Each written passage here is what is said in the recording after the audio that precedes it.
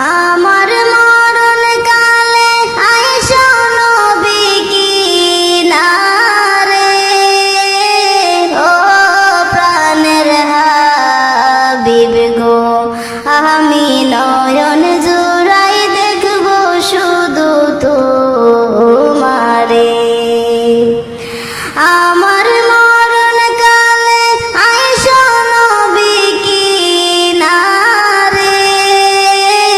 ও প্রাণের হাবিব গো, আমি নয়ন জুড়াই দেখব শুধু তোমারে।